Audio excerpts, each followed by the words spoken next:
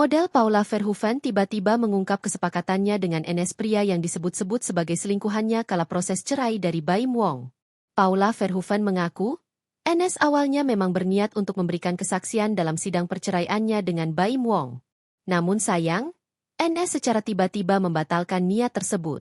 Diakui Paula, dia tidak mengetahui dengan jelas apa yang menjadi alasan di balik keputusan mendadak itu. Pengakuan itu dikatakan Paula, dikutip dalam YouTube Mantra News, Minggu, 20 April 2025. Sebenarnya saya sudah. Awalnya kami sepakat, kami berteman dari pihak sana, cuma ya saya juga tidak tahu apa yang jadi alasan mereka mengundurkan untuk jadi saksi, kata Paula.